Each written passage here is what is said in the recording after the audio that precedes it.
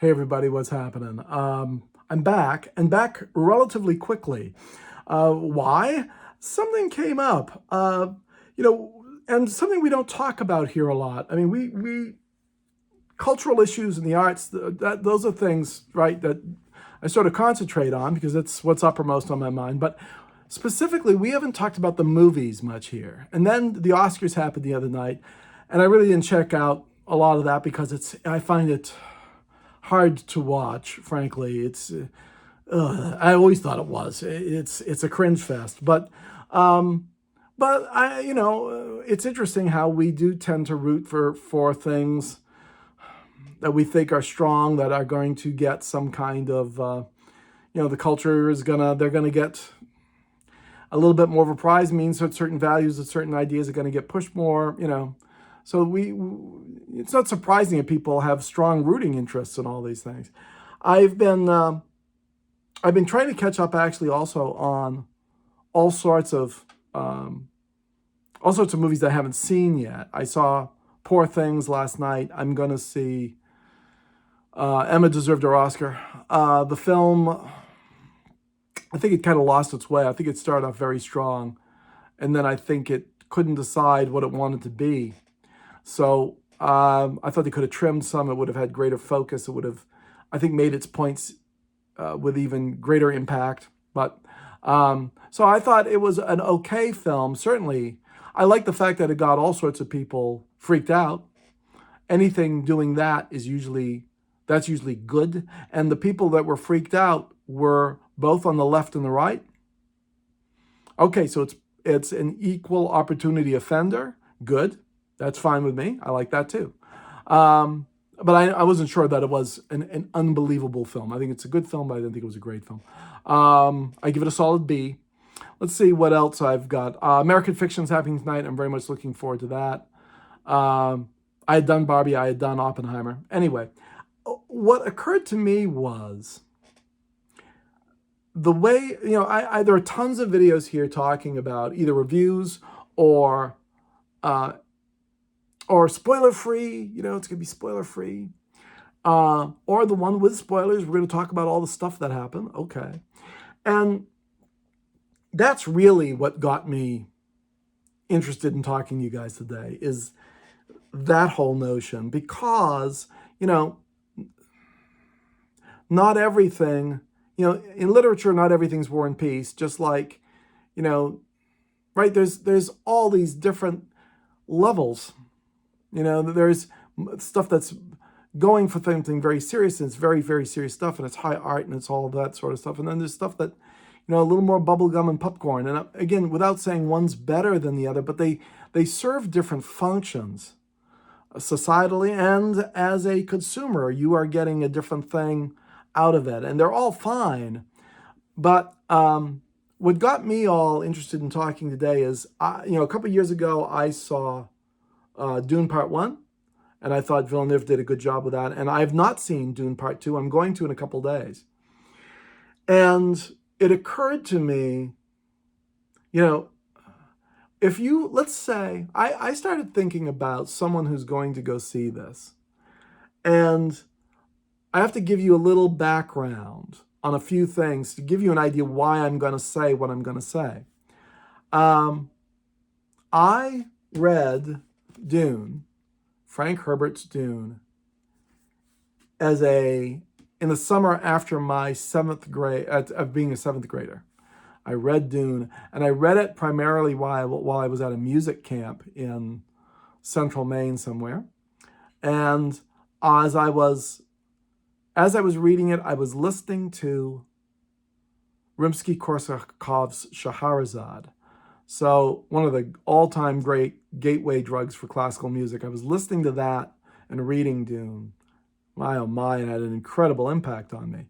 And a few years later, I was a freshman in high school, and my high school English teacher, who was an incredibly important guy, who I'm still in touch with, he's an amazing human, had said to me, recommended that I read Dune. And I said, I already read it. I read it when I was in, after seventh grade, before eighth grade.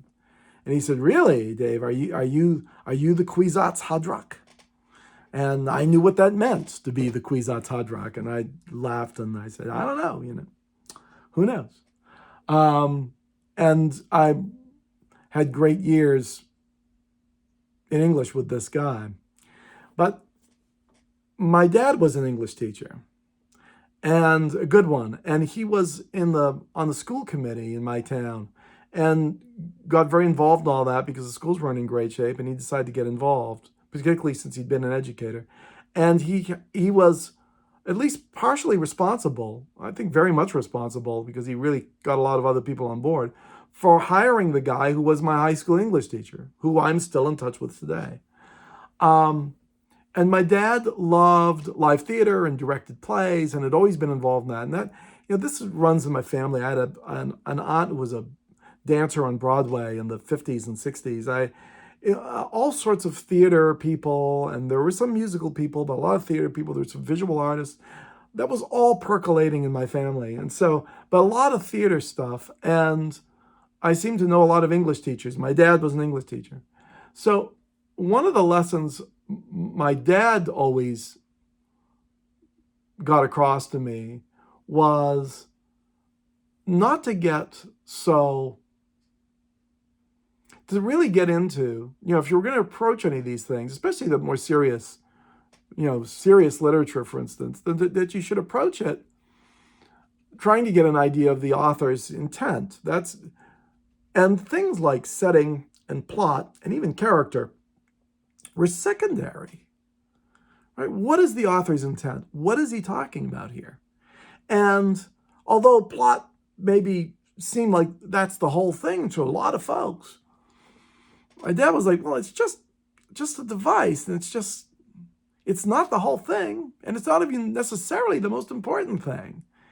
It's a part of the soup, along with character and along with setting and along with all these elements that we put together to have this thing.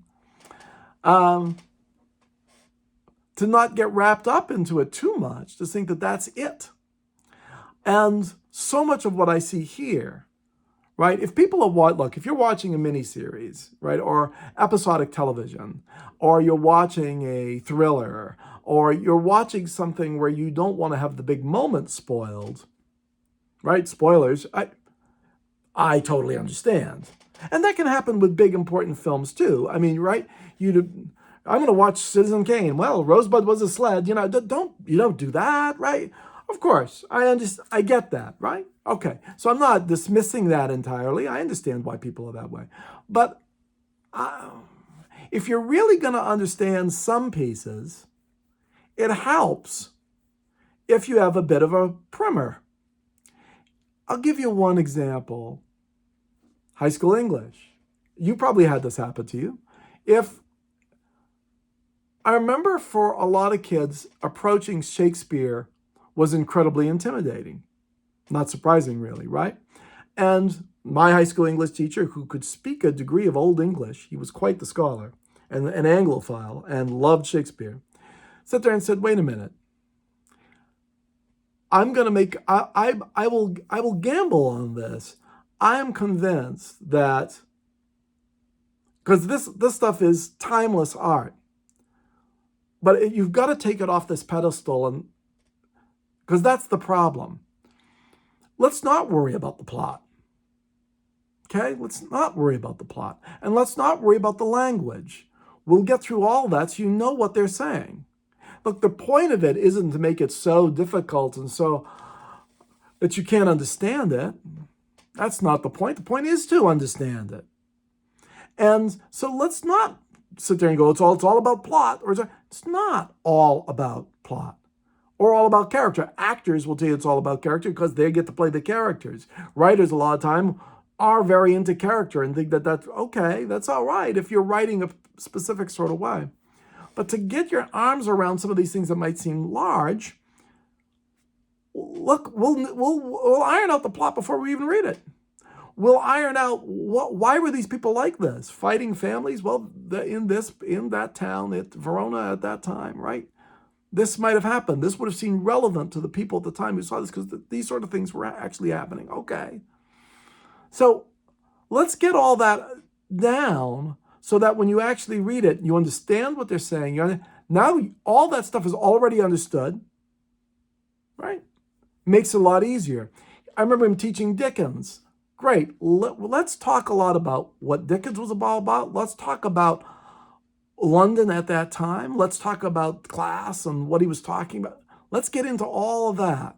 Let's get into all the expressions and you go, I've never heard these words. Right, let's get all those definitions out so when you see him go, oh, he's saying that because he's saying, now you can read Dickens. Okay? And I'm thinking about Dune. And I'm thinking about Dune now as a film. And I think you need to approach Dune as a film the same way you'd approach Dostoevsky or, name your great author. Back to Dickens again, I suppose, or something that's from another time or something else. Why? Because Dune is, Lord of the Rings is over there, but it's similar to Lord of the Rings in that Herbert created an enormous world. It's an amazing work of the imagination. And Dune was considered to be a film to become unfilmable. Why? Because you'd have to film in the desert and sand would get into your equipment? No. The problem was that there was so much that you had to have explained to you that a book can do, but a film might not be able to do. That was a problem. That was a real problem. All this exposition. You'd have to explain all of these concepts and all these things first, which Herbert did, so that you, start to understand why they acted the way they acted and the way this world functioned. So that's considered impossible. Villeneuve has a novel solution to this problem. He decides, I'm not going to play the game. I'm not going to explain it. I'm going to stick you in this world. I'll give you some hints so you could figure it out if you want to. Okay. But I'm going to go in. I'm going to dive in. Here's the thing. I think that's the only way to go about it. Excuse me, there was something on my phone doing something. Going after that. So Villeneuve decides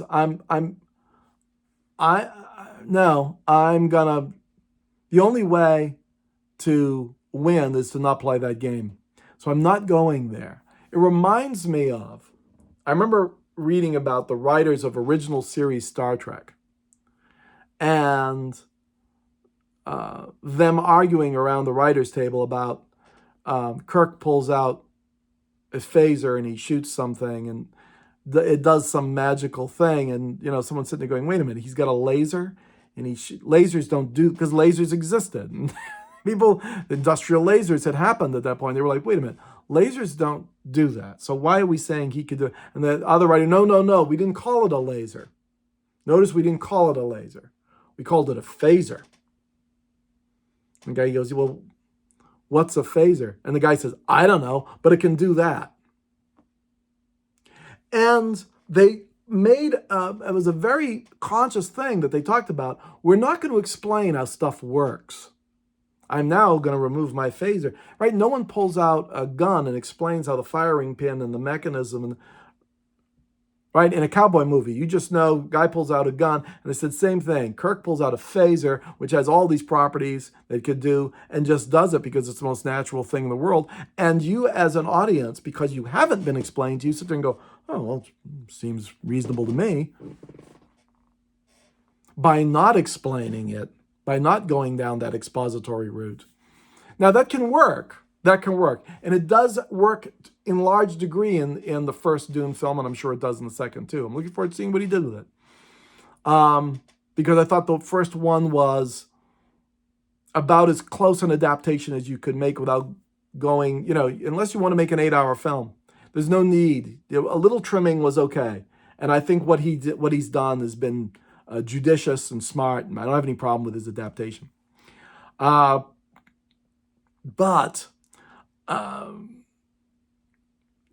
there's still this. The thing that's hard about this is, although I think Villeneuve made the only decision he could make,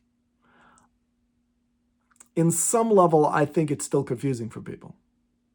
And I think if you didn't know the book or didn't have any of that expository understood beforehand, the way you would in high school English when you're going into something new, because it's not all about plot. If you approach this as a work of art, and I think Dune deserves that kind of credit, then there's nothing wrong with getting a little bit of a primer. Villeneuve can't do it, but by God, I can.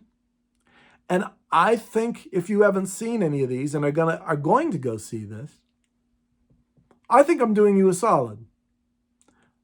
Armed with a little bit of knowledge, you'll love it because you'll know what the hell's going on. It doesn't need to be some mystery. All right, so here's couple things that, again, don't really get explained, but if you understand them, just a couple, it'll change everything for you. And I don't think I'm giving anything away. In fact, I know I'm not giving anything away. Dune exists in the far future, right? Okay. And there's a couple things you need to know. For instance, artificial intelligence happened centuries before. There was a great conflict. Humans essentially won. And artificial intelligence has been banned ever since. There are no thinking machines. In fact, there are no computers that you see, really. All of that has been that ability or those functions have been given to people who've been trained in extreme mental capacity, and they're referred to as mentats. And everybody who's somebody, big lords and barons, they have their own private mentat who is like a computational human to give them all this information, etc. So there'll be no computers and there'll be no robots because all that went away centuries ago. Other thing is that anything like a laser gun or almost virtually all guns, not all, but most, all of that, anything that we would think of as a gun, has basically become obsolete through advances in technology. Personal shielding means that if someone has a laser and were to shoot that person, the minute the beam hits that person is destroyed, but so is the person making the shot. So no one uses them because by getting your opponent, you kill yourself. So much of that is gone. Most combat and most warfare is fought with swords because despite personal shielding, swords are slow enough to get through the shield. There's this whole explanation about how that works. So we're in a far future, but there are no guns and there's no robots and there is no computers. The far future has become really a feudal and medieval society. Humanity is spread all over the galaxy, but there's tremendous distances, and it's very hard to get from place to place, etc. Now I'm going to get into elements of plot, okay? But I'm going into this sitting there going, it's not about plot. And it won't be. The more you realize what Herbert was about, and Villeneuve, I think, correctly interprets Herbert and what he's trying to say here.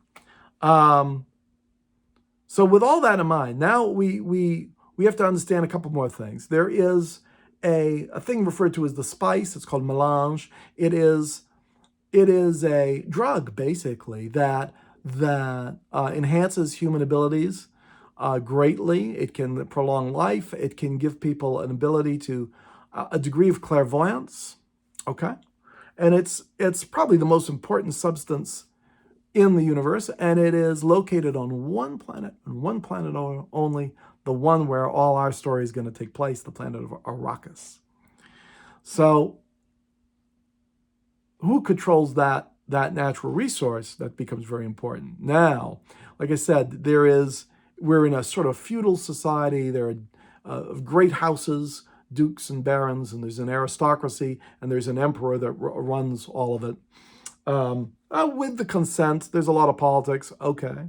And we are to understand that we have a hero who is the heir to a particular dukedom, and his family is going to be given control of Arrakis, and the administration there is going to be removed. That administration being removed is the great enemy of this family. Their arch enemies are being moved out.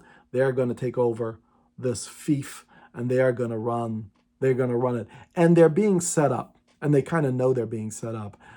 They have a feeling that they're going to get there, and as they're just trying to figure out how to run all this, they're going to be attacked by somebody. So there's that going on. And a couple other things that you need to know.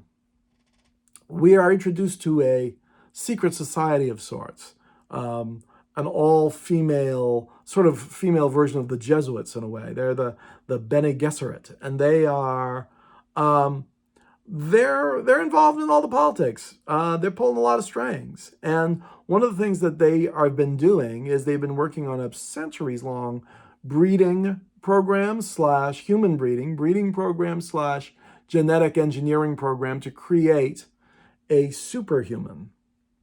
And they think they're getting close to doing that. And our hero, the son of this duke, a guy named Paul has moments of quasi-clairvoyance, and they think he might be. It's possible he could be this person. Well, another thing you need to know. See, a lot of this stuff, you need to know this going in. Other thing to keep in mind is that this secret society, the Bene Gesserit, have planted religions amongst the indigenous people of various planets, with the intention that if they're stuck there and they ever get into trouble, they could play on people's superstitions to their advantage. Pretty nasty. So, Paul and his family go to Arrakis. He's already got some little bit of ability. There are people, locals, believing the planted religion who think he might be something quasi-divine.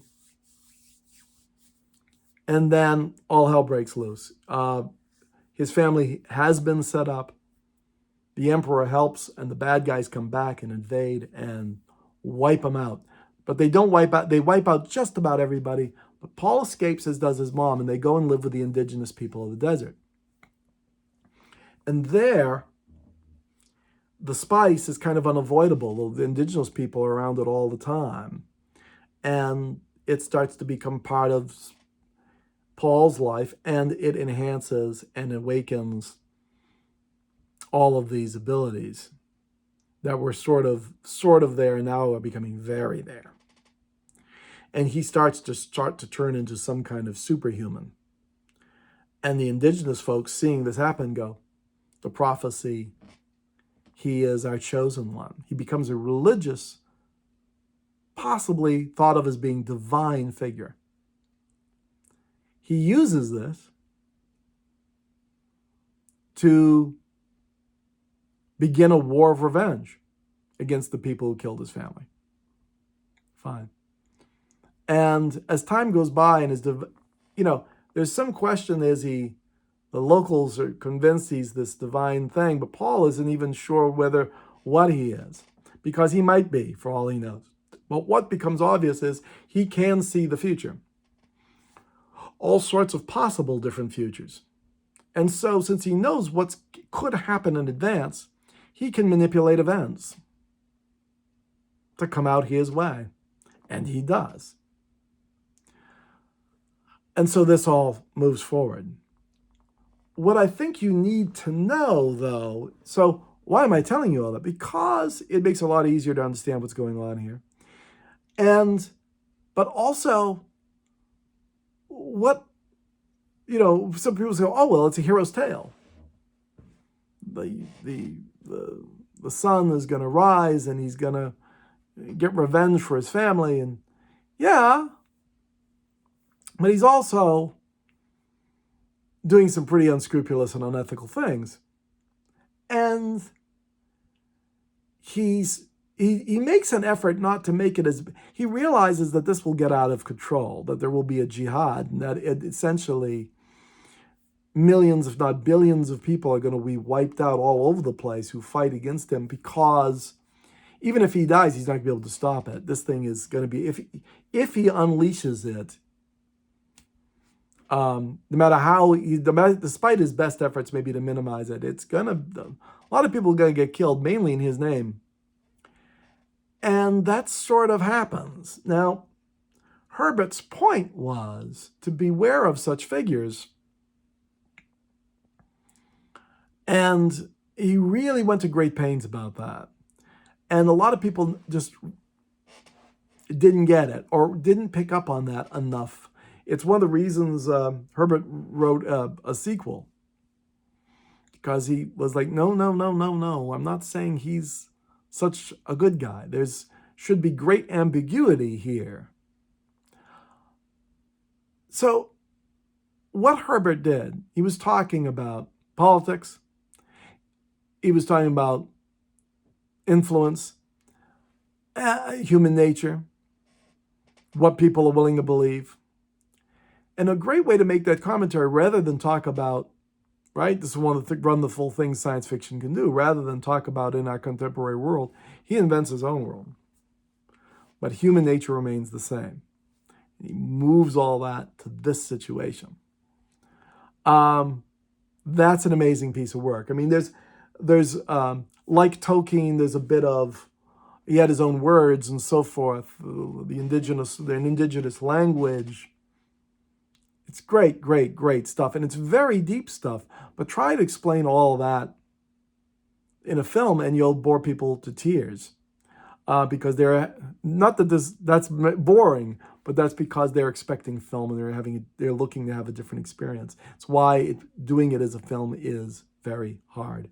And Villeneuve, I think, has been very creative to say, I'm not playing. I'm going to throw it out there. And I think on some level, even Villeneuve probably thinks, if you really want to understand these films, you probably should look at the book a little bit first, or at least do a little bit of research. So most people say, well, if you need to do that, then the film's a failure. Most of the times, I'd agree with you on that. I think this is an exception because of the amount of stuff done, because of the amount of information to know. And I don't think there's anything wrong with approaching this the same way you'd go into one of your classes when you were a kid, getting to know all that information first, so that when you read it, it all makes perfect sense. It doesn't lose its impact. It doesn't lose its impact. It's not all about plot, right? Or setting, or characters per se. It's about all of those things and about what the author is talking about. He's talking about much bigger themes here. Great. Now, we could do a whole video on those, I suppose. I'm sure people have. I just thought it would make sense to attack this a little bit and have this, if you're going to go see them. And I'll give you another suggestion. See them both. See them in succession. My son and I are going to go, I think it's Friday that we're going to go see it. I'm recording this on Wednesday, late afternoon, early evening. So, I think we're going to try to see, we're going to try to watch part one again. Just to make sure we're all familiar with it. We're good. We're all up to date. Yeah. Oh, yes. Right. All the details. And then we'll hit part two. Bang, bang. And part two will make more sense because it is a continuation, etc. So there you go. I'm not worried about spoilers. I'm not worried about any of that. I just want you to have a better experience. So let me know what you think. And let me know if you see it, let me know what you think. And if you want to subscribe and do all that, please, I'll take it.